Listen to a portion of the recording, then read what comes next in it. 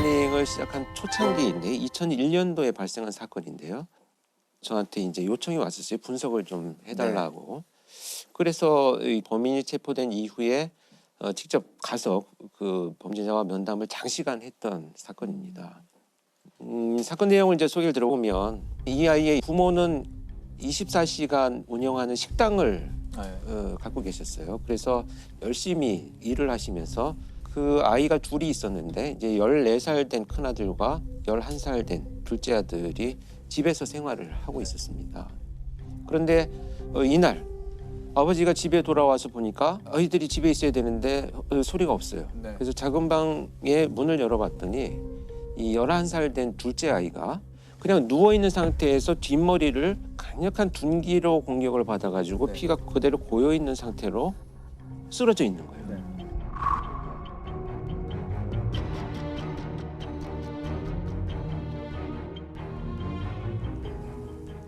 그래서 이 아버지는 이제 놀라서 이 아이를 들쳐업고 그냥 병원으로 갑니다. 하는데 이미 사망을 한 거죠. 근데 사망한 시간이 꽤 된 거예요. 근데 여기서 문제가 된 건 뭐냐면 이 있어야 될 형이 없어진 거예요. 그러니까 이제 처음에 그 현장에 투입된 수사팀에서는 누군가 침입을 해가지고 둘째 아이를 살해하고 큰 아이를 유괴해 갔을 것이지 않겠느냐. 이렇게 이제 수사를 접근을 합니다. 그런데 수사에 착수한 수사팀에서는 얼마 후에 바로 사라진 이 형을 강력한 용의자로 지목을 하고 네. 그 수사를 전개를 합니다. 일단 이제 드나든 사람들에 대한 흔적을 찾기 위해서 가장 먼저 할 것이 이제 경찰에서 CCTV 수사를 했는데요. 네. 사망 추정 시간이 지나서 얼마 후에 이 큰아들이 가방을 메고 유유히 혼자 걸어 나가는 것이 CCTV에 찍힙니다. 그래서 이 아이의 그 일기장이나 이런 흔적들을 이제 네. 봅니다. 도대체 왜 이런 일이 벌어졌는가. 그랬더니 이 아이가 좀비라는 이름으로 네. 미니 홈피를 운영을 하고 있었어요. 거기에 보니까 군대 갔다 와서 살인을 마음껏 즐기는 것이 나의 꿈이다. 그래서 나는 그것을 실현하기 위해서 손도끼를 구입을 해왔다. 손도끼를 구입해서 침대 밑에 놓아두었는데 너무 기분이 좋다. 이런 글들을 이제 발견을 합니다.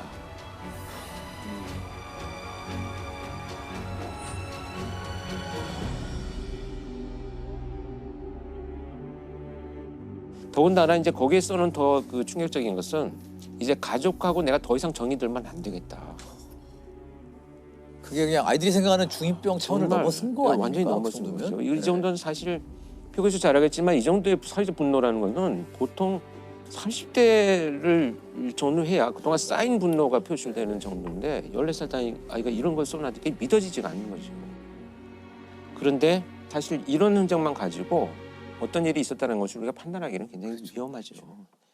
그래서 조사를 해보다 보니까 결국 이제 학교 친구들한테도 이런 살인에 대한 이야기들을 그동안에도 쭉 해왔는데 친구들은 뭐 좀 이상한 아이야. 뭐 그냥 뭐 별종이야. 뭐 이 정도로 그냥. 그렇죠. 또 한 가지 충격적인 것은 장래희망에 살인업자라고 써놨었어요. 네. 그래서 이 선생님은 이것을 간과하지는 않았어요. 그래서 부모한테 연락을 해가지고 아이가 좀 치료를 그를 개입을 해야 되는 것 같아요. 그렇죠. 치료 받아야죠. 근데 이 부모님은 우린 너무 화목하고 원하는 걸 다 해주고 이렇게 지냈는데 정신과 치료를 받으라고 하니 이거 참 난감했던 거죠. 부모 입장에서 이해가 안 되는. 원인을 찾지도 못하겠고 이런 이제 상황이 동일됩니다. 그래서 이제 그 이런 흔적들을 찾고 시작을 하던 중에 배회하고 있는 아이를 이제 체포를 합니다. 그때 가방 속에 동생을 살해한 손도끼를 그대로 넣고 있었어요. 그 가방을 메고 있었던 거죠. 이렇게 해서 체포가 됩니다. 초등학생은 동생을 살해한 혐의를 받고 있는 형을 어젯밤 붙잡았습니다. 광주시 계림동에서 발생한 초등학생 살해 사건의 용의자로 사건 발생 14시간여 만에 검거됐습니다. 양군은 잠을 자고 있던 동생에게 흉기를 휘둘러 숨지게 한 혐의를 받고 있습니다. 아니 왜 살해했을까요, 동생을? 그 왜 하필 타겟이 동생이 돼야 했을까요? 면담을 할 당시에 들은 이야기들을 좀 이제 전달을 해드리자면 이렇게 이제 살인을 너무 하고 싶다는 생각이 어느 날부터 이제 발전이 되어가기 시작을 하면서 이 아이가 당시 이제 체격이 굉장히 작았어요. 키도 작고 몸집도 작으니까 매일 팔 운동을 했다는 거예요. 왜냐하면 내가 공격을 하다가 실패를 하면 너무 왜소하기 때문에 다시 공격을 받으면 실패하니까 열심히 운동을 하고 이 손도끼를 가지고 막 달려가면서 나뭇가지를 막 이렇게 쳐서 연습을 하는 거죠. 근데 이 기간이 1년 정도 되니까 이제 자신이 생긴 거예요. 아, 1년 동안 그걸 연습을 한 거예요. 연습해서 자신이 생겨가지고 이제는 실행을 해야 되겠다. 그런데 될지 안 될지 궁금한 거예요. 그 희생자가 바로 이 동생이 되는 겁니다. 그래서 엎드려서 잠을 자고 있는 동생을 말씀드리기도 어렵지만 손도끼로 뒷머리를 내리쳐서 이제 살해를 하고 동생이 움직이지 않으니까 그의 표현에 의하면 아 이제 내가 할 수 있겠다라는 생각 때문에 너무 기분이 좋아서 동생한테 잘 가라 라고 인사를 하죠. 왜 동생을 죽였어요? 제가요 감정으로 사람을 죽인다면요 친구들 좀 싫은 친구들 죽였을 텐데 걔가 사람이니까 인간이란 것이 얼마나 나약했을까 해갖고 한번 해봤죠.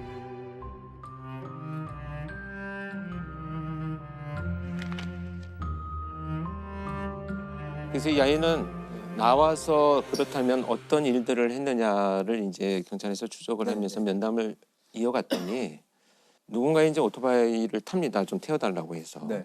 그래서 태워서 가던 사람이 이제 내려가지고 잠깐 소변을 보는 사이에 실행을 하려고 꺼냈는데 갑자기 사람이 나타나서 이제 중단을 하고요. 네.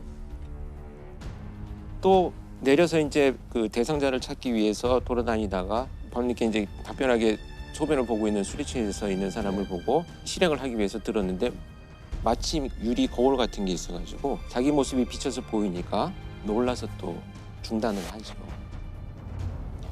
저는 살인이고 죽음이고 그런 게 좋았거든요. 재밌다 그런 거 기분이 좋다는 느낌이 들고 흥미가 있었어요.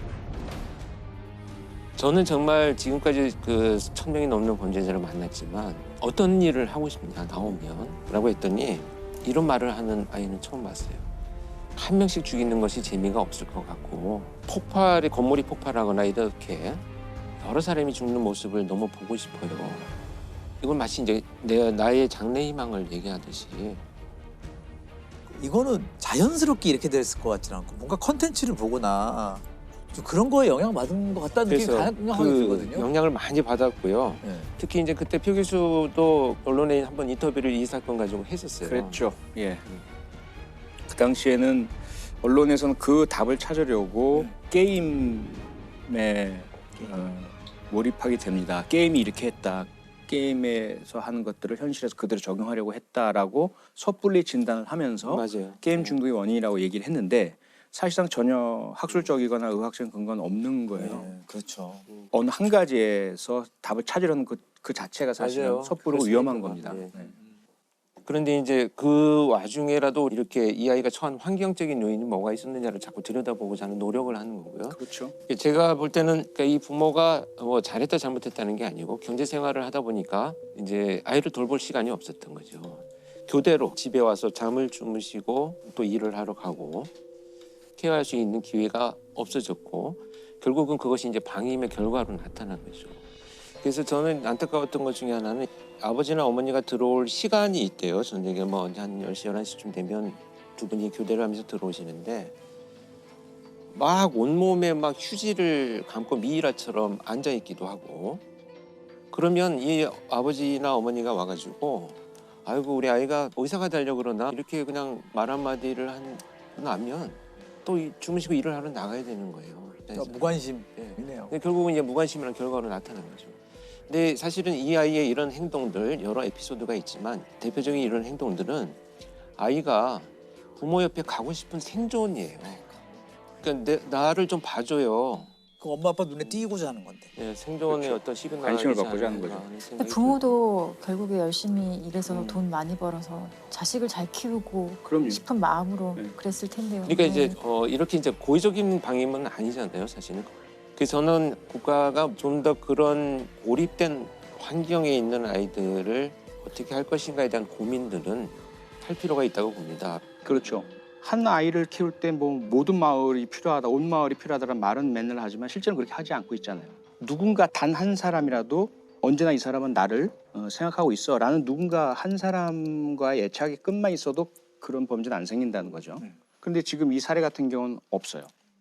부모님은 마음은 있으시지만 그런 애착을 형성할 수 있는 정신적인, 체력적인 여력이 전혀 없는 거예요. 학교도 오직 진학과 성공에만 초점을 맞추지 이 아이 한 명이 그러한 제대로 된 인격체로서 주변 사람과 소통하면서 사회화가 잘 되고 있느냐? 이거 우리 교육 체계가 제대로 담아내지 못하고 있거든요. 그런 것들을 우리 한번 이 사건을 통해 생각해 봐야 하지 않을까 싶어요. 맞아요.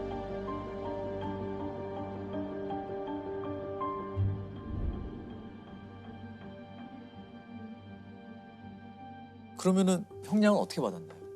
청량은 일단 소년법이 적용이 돼가지고 이 사건은 재판은 비공개로 진행이 됐고요. 네. 4년 단기보호 처분을 받았습니다. 4년.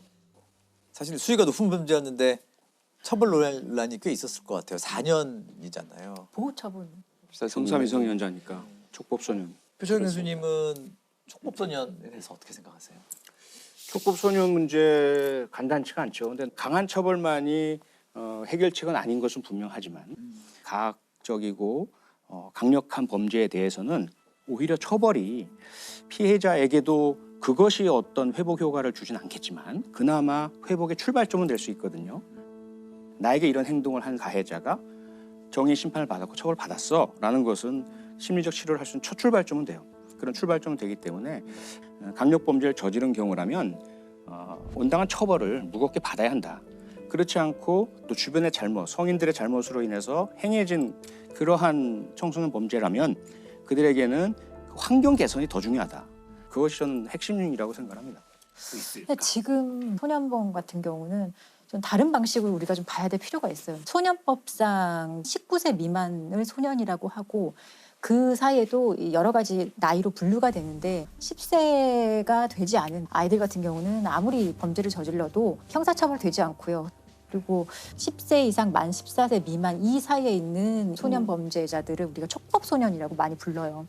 근데 촉법소년의 연령을 더 낮추는 얘기도 있고 여러 가지가 있지만 아무것도 아직 실행된 건 없어요.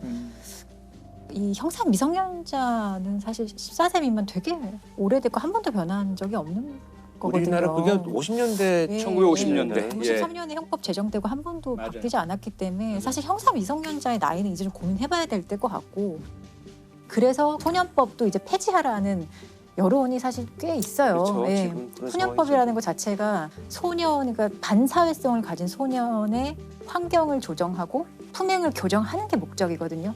결국에는 이 사회로 다시 돌아와서 건전하게 성장할 수 있도록 소년들을 돕는 거거든요.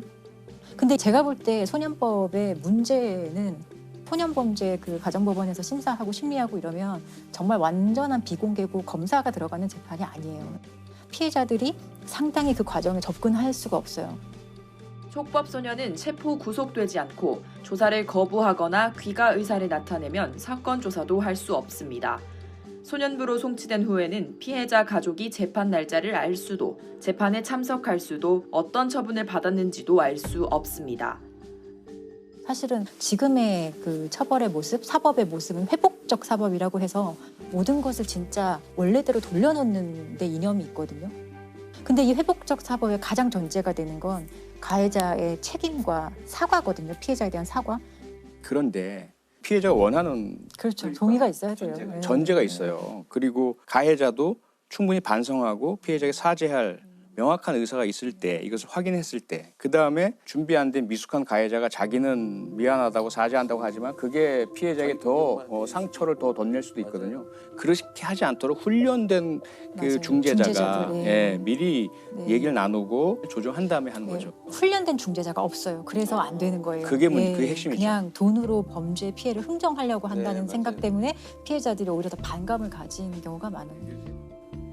근데 이런 절차가 지금 이 소년법은 소년을 보호한다는 목적에 의해서 이런 것들이 많이 좀 잘 지켜지지 않고 있고 이런 것들을 하나도 개선을 안 하면서 소년범법을 없애라 소년범을 강력하게 처벌하라 하는 것은 사실은 근본적인 해결 방안은 전 아니라고 생각을 해요.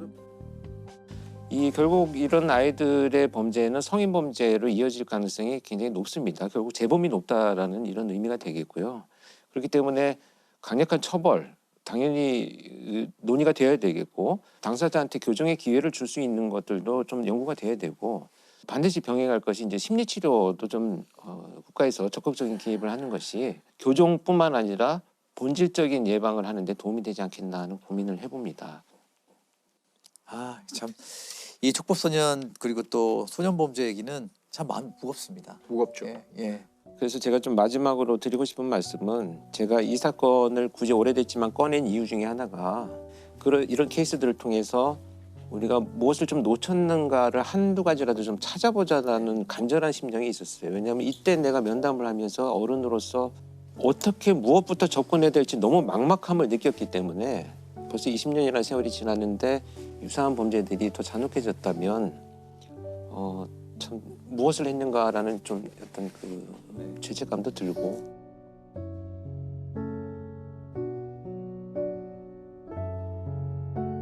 아마 지금은 출소를 한 그런 문제들이 아마 안 일어나고 다행스럽게도 잘 지낸다고 믿고 싶어요.